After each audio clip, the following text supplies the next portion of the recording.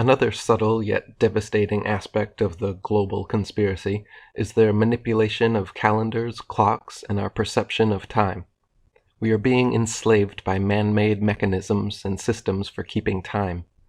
Not only are we wage slaves to bankers, governments, bosses, and landowners, but we are also time slaves to our watches, clocks, and calendars. We slave to 9-to-5 school and work days.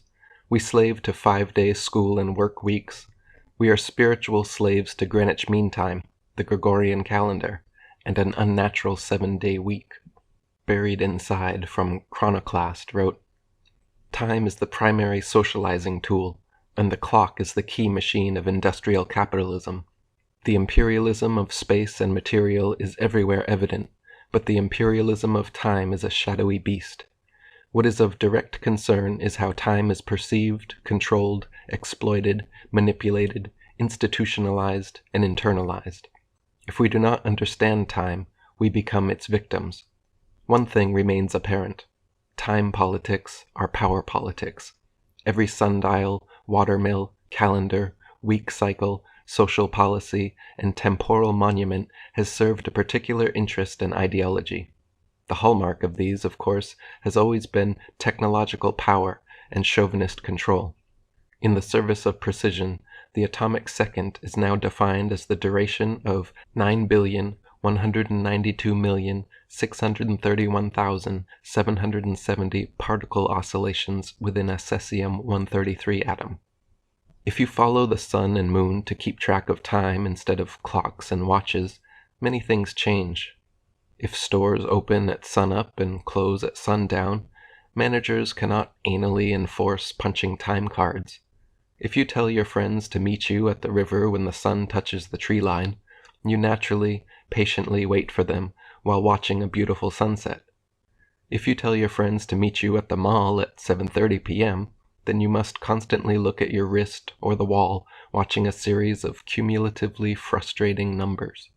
Samuel Macy wrote, "That people can be characterized as wound up, run down, rusty, or going like clockwork is essentially a product of 17th century thought. It implies not only that their work may be accurately measured, but also that their motions can be studied. Given proper incentives, they will follow predetermined and appropriately mechanical patterns. When indoctrinated into meaningless calendars, like the Gregorian and Julian, wristwatches, 9-to-5 workdays, and 5-day work weeks, people most certainly do follow predetermined, mathematically calculable patterns and tendencies. We like to have a drink after work. We like to watch a movie at the weekend. We like coffee in the mornings. We buy flowers on Valentine's Day, and so on. Our tendencies can be calculated and exploited by elites.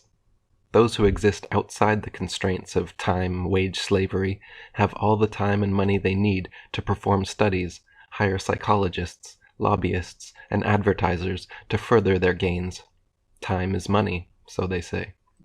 Jeremy Rifkin wrote, "In hierarchical time culture, status is often delineated in terms of how valuable a person's time is. The time poor are made to wait, while the temporally privileged are waited upon." Jose Arguelles wrote, "Gets us back to the theme of time is money. No wonder time is money is ingrained into our consciousness and culture, and that seems to be the main purpose of the calendar we use, to keep track of our accounts, pay our bills, and set up our appointments. We might not think about it this way, but the calendar we use programs us to use it the way we do. But are all calendars like this one? Nothing more than an arbitrary program to take care of business? What about the sun, the moon, and the stars? Okay, let's keep this one point in mind. A calendar is a programming device. It programs the culture, the people, the society that uses it. It creates a feedback loop between the mind of the user and its program. The nature of the calendar determines the nature of the society." Buried Inside wrote, "Secured at birth and bred as fresh livestock, to the power brokers of hypercapitalism, our lives are on the auction block. Make way for the experience economy. Make way for the access economy. Make way for the new time currency. Welcome it all like the coming of Rome." Karl Marx wrote in Das Kapital that to work at a machine, The workman should be taught from childhood in order that he may learn to adapt his own movements to the uniform and unceasing motion of an automaton. This statement has been implemented into our government and corporate institutions in many ways. Students align themselves with the approximate 9 to 5, 8-hour workday, 5 days a week. We take this coincidence for granted or explain it away by the convenience of aligning work and school schedules for daycare purposes. But in reality, what it instills is this psychological mechanism of slavishly submitting to the regulated schedules of employers. Also, the factory-like seating and positioning of a boss at the blackboard, giving out standardized directives, is a product of the industrial age. Without this long-term conditioning from a young age, would we so willingly sell our lives for minimum wage? Jeremy Rifkin wrote, "We are making the transition into what economists call an experience economy, a world in which each person's own life becomes, in effect, a commercial market. In business circles, the new operative term is the lifetime value of the customer, the theoretical measure of how much a human being is worth if every moment of his or her life were to be commodified in one form or another in the commercial sphere. Time has been broken down for us in many ways, some of which make sense and others which seem senseless. Many delineations of time have astronomical significance, which seem sensible.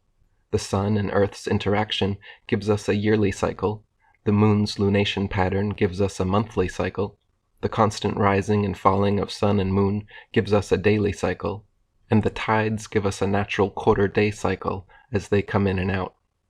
All other delineations of time, however, are arbitrary and man-made.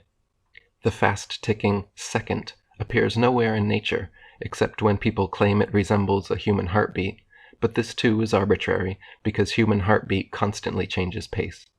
The minute, named after Min, the moon, is also an invented cycle with no actual parallel in nature.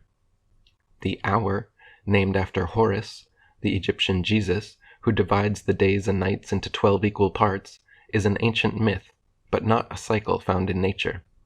The worst and most spiritually enslaving of the created cycles, however, is undoubtedly the week. Because of this ludicrous, unnatural cycle, almost everyone in the world, no matter what their life was like the past 7 days, ends up being almost exactly the same the next 7 days. Every 7 times the sun rises and falls, most of the world's population hits the replay button on their life and continues repeating the same pattern and schedule like a skipping record for their entire existence. The worst part is that we have been so indoctrinated into the week system that every little facet of modern society, from schools to paychecks to TV programs, are irreversibly locked in. Jose Arguelles wrote, "Blue Monday, how I hate Blue Monday," is how the old Fats Domino song began. Why is that? Because, of course, that is the first day of the 5-day work week. Fats Domino must have had some clue about time killing us, otherwise it wouldn't have to be Blue Monday. So Monday through Friday, for most employed people, as well as schools and public and government institutions, is the work week. Then comes Saturday and Sunday, the weekend. The work week is ruled by the clock, which is why it is also referred to as 9 to 5. Saturday and Sunday should be soul time, but is it? Well, a little bit. There is Sunday church, maybe an hour or so for the soul, or maybe Saturday synagogue. But what is it really about, these weekends? It's about killing more time. It's sports and entertainment. It's football and basketball and baseball, big time. If you are in the rest of the world, it's soccer, very big time. If it weren't for television, this stuff wouldn't be so big, but it all goes hand in hand. Television, the weekend, and big-time sports. It is all a part of the same thing. I know, maybe you don't do that. Maybe you do something else. You go skiing or windsurfing. Maybe you go to the movies, or you go dancing, or maybe gambling down at the casino. Or you watch the Discovery Channel, or you take a self-help workshop. It doesn't matter, because then it is going to be Monday again, and the whole sequence repeats. The point is, your whole show, the time of your life, does reduce down to this weekly pattern, and it is killing you. You are putting your soul in a 7-day straitjacket. When the soul suffocates, you only get more bored and need more distractions. Do you see what's going on? You are hardly even alive. because it's your soul that really lives, and if you are not giving your soul the time it needs, then time is killing you. That means the time of the calendar and the clock that is embedded in your mind. But you are now becoming aware of it. This is a great first step. You can now say, I admit that I was powerless over the time I have blindly accepted all my life. One ancient secret society symbol often found on clocks and watches is the anchor. This shape of a typical ship's anchor is actually two Egyptian hieroglyphs put together. The top part of the anchor, shaped like a cross with a circle at the top, is the Egyptian Ankh, hence the name Anchor. The bottom is shaped like the Egyptian boats of the dead, which carried souls during the afterlife. Two words which are often under the anchor symbol on clocks as well, king time, likely signifying the royal brotherhood manipulation of time. Buried inside wrote, the calendar year is an imperial narrative. The 7-day week is an imperial infliction. Circannual holidays are imperial flagposts. Mechanical time is an imperial installation. The merchant workday is an imperial offering. Greenwich Mean Time is an imperial sanction. The word calendar comes from the Roman Latin calens, which was the name of the account book, the book recording monthly debts and bills to be paid. The first day of each month in the early Christian Julian calendar was called calends, and that was when you had to pay your bills and debts. A quick look at the calendar will present some oddities even to the casual observer. September means 7, but is the 9th month. October means 8, but is the 10th month, and so on. March is named for Mars, the Roman god of war, and July and August are named after Roman emperors Julius and Augustus Caesar. The calendar we use is called the Gregorian, after Pope Gregory XIII. Jose Arguelles wrote, yes, before it was known as the Gregorian calendar, it was called the Julian, after Julius himself. Turns out the Romans had a very faulty calendar of only 10 months, and Julius, wanting a way to make a permanent change from republic to empire, with himself as the first emperor, decided to change the calendar. So to make the change, during the year 46 to 45 BC, Julius had to have a year 445 days long. Understandably, that was known as the Year of Confusion. Julius didn't live beyond the Ides of March of the year 45 BC, when he was assassinated for what he had done. But the empire prevailed. Julius was followed by Augustus Caesar, who made a further change in the calendar. He saw that Julius had changed the name of the month Quintilius to Julius, July. So Augustus changed the next month, Sextilius, to Augustus, August. Not only that, Sextilius only had 30 days, while Julius had 31 days. Augustus wanted to make his renamed month, August, as long as Julius's month. So what did he do? He took the 29th day off February, already the shortest month, and added it to his month. That is why August, like July, has 31 days, and February only 28. So that is how the calendar began. Despotic motives, imperial pretensions, and confusion. The Christians began using the Julian calendar around 321 AD, when they added the 7-day week to it. The 7-day week was borrowed from the Hebrew lunar calendar. The Jews borrowed the 7-day week from the Babylonians. The 7-day week never correlates perfectly any of the months, except when February 1st might fall on a Sunday. Then there will be 4 perfect 7-day weeks in a month. The moon goes around the Earth 13 times in 1 year. 13 times 28 equals 364, plus 1 day equals 365 days, 1 solar year. The ancients all used 13-moon, 28-day calendars and celebrated the extra day, always on July 25th, as the day out of time, when the rising great star Sirius peaks. The Druids, Incans, Mayans, Egyptians, Polynesians, Lakota, and many other cultures all used 28-day moon calendars. David Icke wrote, "The native peoples of the world who still live by moon time are far more in tune with nature because they are operating on the same time-energy flow as nature. They are in sync with it. But in 1572, Pope Gregory announced that a new calendar was to be introduced, the Gregorian calendar, and it was implemented in October 1582.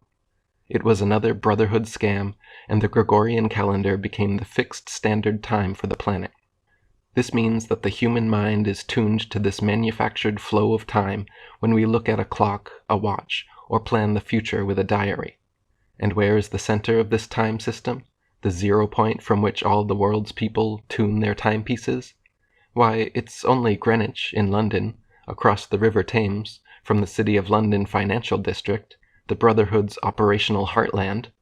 And what was the inspiration for the Gregorian calendar? The one used in Babylon. The Gregorian calendar is a farce. It is the time equivalent of throwing all your clothes in a wardrobe and leaning against the door to stop it flinging open. The clothes may just about fit in the space if you push them in hard enough, but what a mess. Here we have a 12-month year of 60-minute hours and 24-hour days, with the months so ill-fitting that some are 30 days, others 31, another 28 or 29 every 4 years. Yes, fits like a glove. But a sensible measurement of time was not the motivation. Disconnecting human consciousness from moon time was the idea, and the Gregorian calendar removed the 13th moon. There should be 13 moon cycle months of 28 days, but instead we have 12 months and 12 moon cycles. The Brotherhood hierarchy still operates their calendars to moon time, another reason for their obsession with 13. Months are not a proper unit of time, are they? A month is either 28, 29, 30 or 31 days long. In common parlance, we talk about a month being 4 weeks long, but they're not. Only February is exactly 4 weeks long, and even then, that's only true 3/4 of the time. 94% of months are longer than a month. We know exactly how many seconds in a minute, how many minutes in an hour, hours in a day, and days in a week. We even know exactly how many months in a year. But the months themselves are a mystery. They chop and change. Let me give you an example, okay? Let's talk about something real, human pregnancy. Okay, we've all learned this all our lives. We all know. How many months are we told an average human pregnancy should last? 9. Very good. 9 months. Now, hands up if you are a parent. Okay, parents, how many weeks were you told on average your pregnancy would last? 40. 40 weeks is 10 bloody months, isn't it? 10 months, we've been bilked our whole lives. You spend your whole life as a woman thinking if you get pregnant it'll be 9 months, and then you get there and you discover it's actually 10. You've been conned, haven't you? Let's look at the year. How many months are there in a year? 12. Exactly. How many weeks are there in a year? 52. Good. However, 12 months, well, 12 times 4 is 48.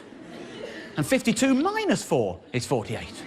Doesn't take a genius to work out we've got 4 extra weeks. And what do 4 weeks make? A month. There are actually 13 months in a year. We are being paid for 12 months' work, and we are doing 13 months' work a year. This is outrageous. This is absolutely outrageous, and I have a solution. I have reformed the calendar. Let me be clear, it is not just the lack of rigour that I have issue with. I have another issue with months, a linguistic one. These are the months as we know them today. Take a look at the word October. Oct. Think of all the other words you know beginning with oct. Octopus, octagon, octogenarian. Think of all the words you know beginning with dec. Decade, decimal, decathlon. You don't have to be the sharpest linguist out there to realise that sept, oct, nov, dec represents 7, 8, 9, 10. And yet we've put them in positions 9, 10, 11, 12. Why has that happened? I'll tell you why that's happened. It's because of the bloody Romans. Before that, we used to have months called quintilis and sextilis. It used to be 5, 6, 7, 8, 9, 10. But then the Romans got all egotistical on us. They wanted to name 2 months after their emperors. They named months after Julius Caesar and Augustus Caesar. Can you imagine the ego involved in naming a month after a human being?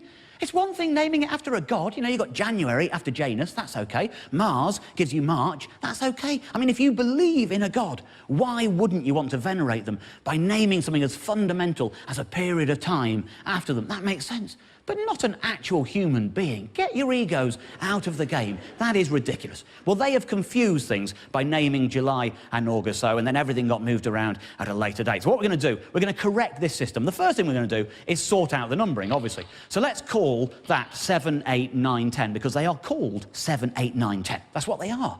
So if they're going to be 7, 8, 9, 10, it follows, does it not, that that becomes 6, 5, 4, 3, 2, and 1. So if that's what the numbers are going to be now, let's move July and August down to there, and let's move January and February down to there. So now we've got all the same months in the same order, it's just the numbering is more appropriate, okay? That's easy. Now, let's remove the egotistical Romans from our calendar. Let's remove Julius Caesar, remove Augustus Caesar. Let's perform a Caesarean section on our calendar. Let's remove them completely and replace them with the months they replaced, Quintillus and Sextillus, which are now in the right place, 5 and 6. That is the numbering sorted out. We've got 5, 6, 7, 8, 9, 10, exactly where they should be. Now, obviously, is the time we introduce the 13th month, which, of course, will be Gormanuary. Now, what we've got there is 13 months of exactly 28 days long. Everything ticks over perfectly. March the 1st, New Year's Day, will always be a Sunday because nobody wants to go straight back to work on New Year's Day, do they? And it will always be a Sunday because of the order in the calendar. The 1st of every month will always be a Sunday. The 2nd of every month will always be a Monday. And that means that New Year's Eve, the 28th of Gormanuary, will always be a Saturday. Now, it might have occurred to some of you, that 13 times 28 is 364. And that means we've got a day spare. We can't force the year to only be 364 days long. The year is to do with the stars and the planets. So what we're going to do is, after Gormanuary, we're going to have an intermission. It's 1 day long, and it's not called Sunday, it's not called Monday, it's not called anything. It isn't a day of the week, it is just intermission. It is basically an extended New Year's piss-up. You can go out on New Year's Eve, you don't have to go back until the 1st of March, everything is fine. What happens in intermission stays in intermission. And every 4th year, we have a 2-day intermission, and we call both of those days intermission. That's all it is. That regulates everything. Everything flows in a very orderly fashion from that point on. We have talked previously on this show about the old 30 days hath September rhyme. I think we can all agree that this system improves upon that rhyme. The rhyme now goes 28 days hath March, April, May and June. All the rest have 28 too, because that's how long a month is. There you go. It's much easier. Much easier. I'm confident in this. I'll tell you what I'm going to do. I'm going to put the PowerPoint down for a moment. I'm just going to say, any questions? Any questions about the system? Yes, sir. When are the bank holidays? The bank holidays, we have the same number of bank holidays as we do now. We spread them evenly throughout the year, very easy. The only difference will be the people we won't let have a holiday are the ones who work in banks. It's an improvement on bank holidays right there. Right there. Your lady in the T-shirt. What if you're born on the 30th or the 31st of the month? Do you just move it along to the next month? You're asking about birthdays? Yeah, birthdays. Yeah, OK, I'm glad you asked. Birthdays. Well, let's use my birthday as an example, because everyone's birthday is going to change in this new system, right? I was born on March the 2nd, 1971. So the first thing you have to do is work out how many days into the year that was. So, for example, in me, it's quite easy. You know, there's 31 days in January in the old system, 28 days in February in both systems, and it wasn't a leap year, so there were just 28 days. 31 plus 28 plus the 2 days take you to the 2nd of March, makes it the 61st day of the year. Then you map that onto the new calendar, OK? Very easily done for this. 28 for March, 28 for April, that's 56. Leaves 5 spare. So my new birthday becomes May the 5th. March the 2nd, 61st day of the year, is May the 5th. And you do that with every day. It's very simple. I've actually got a little guide to help you. This is an old calendar, you know, using the current system, and I've mapped every day onto it, and lots of things are improved by doing this. For example, you know, you want to keep all the nice holidays and festivals and little sort of celebrations we have in life, like April Fool's Day. We're not getting rid of April Fool's Day, but April the 1st is the 91st day of the year, and so in the new calendar, it becomes Saturday the 7th of June. And I think we can all agree it's going to be much easier to catch people out knowing that. That's better. November the 5th. Again, you don't want to move it to the new November the 5th because it wouldn't be getting dark early enough for November the 5th to make sense. So you keep it where it is, you just map it onto the new date. So, for example, if you just find November in the old calendar, November the 5th would be the 309th day of the year, and so it now becomes Sunday the 1st of February every time. And again, that's very easy to remember. You just use the rhyme, remember the 1st of February. So it's just a simple process of mapping things on. That is true for every holiday, every festival going. Very easy. We got one towards the back there, yeah? Have you changed the star signs, and if so, what's the new 13th one? My advice to astrologers would be to just keep making it up as they always did. There's no... Doesn't matter for them. Yes, a blonde lady down here? You do know that means there's going to be 13 Friday the 13th in the year. I do, yes. Every month has Friday the 13th now. Yeah, absolutely right. But the thing is, if you have to go through 13 Friday the 13th every year from the day you're born until the day you die, you're going to get over it. It's called exposure therapy. Yes, there's a man down here. What about things that don't happen on a fixed day, like Easter or Chinese New Year? Easter, it isn't. You know, that's the thing. It moves around. It's a movable feast at this moment in time. In the new system, we will nail Easter down.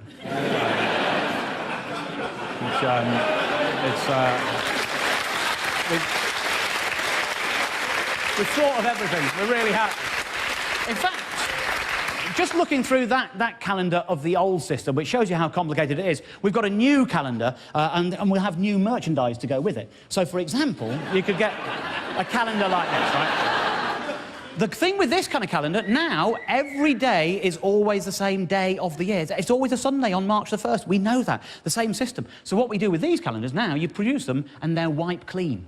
And then you've got one calendar for the rest of your life. That's less printing, less trees being killed. You can go anywhere. It doesn't have to be a sexy calendar like this. It doesn't have to be, but if it is, that doesn't matter because, like I say, it is wipe clean. So, that's an improvement all round as well, isn't it, really? Jose Arguelles wrote, "On the Gregorian phonograph record, January 1st is part of the program. What plays on January 1st? Well, in this country, a lot of football bowl games. Then at the end of January sometime, you never know exactly when, it is the Super Bowl. February programs you for Valentine's Day and President's Day, July for July 4th, October for Halloween, December for Christmas and New Year's Eve, and so on. Now, September 11th, 9/11, is part of the program too. These are just some of the more obvious examples of how that phonograph record plays during one spin, a year. Every time one of those dates draws close, whole segments of the population respond in pre-established ways. There are a lot more programs the calendar plays. The beginnings and endings of wars, Veterans Day, Memorial Day, April Fools, Tax Day, Labor Day. The memories of all of these events are accumulated according to the dates in which they occur. Then everyone has personal dates that trigger their emotions and memories too, like the day you were born, or the day your son died, or when you got married. The Gregorian calendar is arbitrary and irregular. You would hardly ever think about any natural factors by using this calendar. January 1st doesn't correspond to any solstice or equinox or anything natural at all. With a program like that, of course you wouldn't think of the seasons or the moon when you use this calendar. It is almost as if this calendar is meant to keep you out of phase with nature. It is easy to overlook an unequal or irregular measure in time because we can't touch or see time. But would we overlook such an uneven standard in a yardstick or ruler? And if we were to go ahead and try to make or build things with an uneven ruler, wouldn't they come out crooked or sloppy? Maybe after a while, we would say, "Oh, that's all right. We've lowered our standard to accommodate these sloppy constructions. You'll get used to it. We've always done it this way." But would you really settle for substandard measures of objects and forms in space? Yet we put up with substandard and uneven measures in time. Thinking it doesn't matter may already be an effect of accepting so long the uneven measure. If space affects our senses, time affects our mind. Therefore, the effects of a crooked time on the mind may be far more subtle, yet far worse than the effects of a crooked space on the senses. We could all develop a crooked mind without even knowing it. Wouldn't a crooked mind see the world in a crooked way and create problems for itself without knowing it? Not only that, but we would then think all of our problems come from someplace outside of ourselves. We would always be looking for the problems out there someplace. The female essence has long been associated with the moon, in large part because of women's 28-day menstruation cycle. The measure of the moon from new moon to new moon is called the synodic cycle, and is 29.5 days in length. However, the sidereal lunar cycle, which measures the moon from where it reappears in the same place in the sky, is only 27.1 days in length. So 28 days, already encoded into women's biological cycles, is the average lunar cycle. This is not coincidence either, proven by luminescent ovulation cycle adjustment, the patented process whereby using on sleeping women a series of lights mirroring light cycles of the moon, their ovulation cycles change. Patent 6497718. Ovulation is about 14 days, half cycle, before menstruation. So in ancient times, women the entire world over would usually have menstruation aligned with the new moon and ovulation aligned with the full moon. It has been shown that 20% more people are admitted into hospitals and mental health facilities during full moons. Could humans be sexually frustrated due to unnatural misalignments in women's biological cycles? Is this why lonely dogs howl for companionship during the full moon? Ancient societies would often hold monthly fertility ceremonies in honor of the moon, femininity, but nowadays those who worship the moon and lunar cycles are called lunatics, monsters, and nuts. Those who measure time by the sun's solar calendar find solace. The etymology, again, points towards our illuminated mass stars and their sun worship. Most girls feel embarrassed or at least inconvenienced by their onset of womanhood. First periods are accompanied by tampons, pads, teasing schoolboys, and warnings or horror stories from other older women. Zaire tribespeople, Native Americans, and other primitive cultures honor their women's first periods with puberty ceremonies. They believe each woman has incredible powers as a spiritual being, and the gift of life is an important event. During her first period, each girl is isolated from the tribe and taken by female relatives and friends to a special moon hut to be taught about sexuality and childbearing. She is taught arts and crafts, stories are shared, and wisdom is passed down. After her period of isolation, she is welcomed back with a big feast in her honor. In the ancient world, it was believed that women had amazing powers of healing and creativity during menstruation, so they should not be wasted on everyday tasks. Menstruation was a time women spent meditating and spiritual searching. The ancient Mayan calendar is slightly even more accurate than the Gregorian calendar we use today. They calculated the moon's orbit of the Earth incredibly precisely, 29.528395 days to our current 29.530588 day measurement. They could accurately predict solar and lunar eclipses and had amazing knowledge of astrology and the stars. Archaeologist Eric Thompson asks, what mental quirks led the Maya intelligentsia to chart the heavens, yet fail to grasp the principle of the wheel? To visualize eternity as no other semi-civilized people has ever done, yet ignore the short step from corbelled to true arch. To count in millions, yet never learn to weigh a sack of corn. The Mayan calendar measures cycles of expanding consciousness and completing one's purposes in life. Gauging the passing days like this changes the way one thinks of life. Modern societies tend to see time as a ticking time bomb till they die, a clockwork of standardized gears cranking until they get older, rusty, useless, and stop turning. The Mayans, like early Christians, believed in reincarnation, which fits with their calendar. They believed all of life was a spiritual evolution and an expanding of consciousness and purpose, so each day correlates as such. For instance, as I write this, today is the second day of the new Jaguar moon of intention. Each moon has a spirit animal and purpose. Today's Solkine is Skywalker the 13th, which means explore, space, wakefulness, the aspiration to unite heaven and earth. Today's power is activation. Today's action is bonding. And today's essence is service. Each day also has a color, a chakra, and a symbol as well. Now this may sound odd or appear as some New Age foolishness, but this is a method of timekeeping used all over the ancient world. To associate the nature of time with the evolution of consciousness seems to me a much evolved outlook.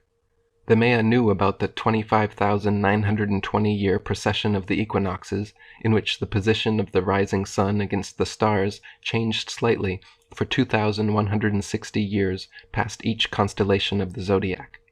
They even perfectly calculated the end date of this precession as December 21st, 2012. Jose Arguelles wrote, "The Christians set sail westward and discovered the New World. In a place called Yucatan, they discovered another people, the Maya. These Mayans also had a calendar, a heathen device that was more accurate than the Julian calendar. The Christians learned from the Mayan calendar that their calendar was 10 days off. What to do? The Christians burned all of the Mayan books in 1562. Interestingly enough, 10 years later, in 1572, there was a new pope. He named himself Gregory XIII and declared that his first act as pope would be to correct the Julian calendar. 10 years later, 1582, Pope Gregory XIII had achieved his aim. If you went to bed on the evening of October 5th, 1582, when you woke up, it was October 16th, and not October 6th. Pope Gregory XIII had made up for this 10 days, and the Julian calendar was now known as the Gregorian.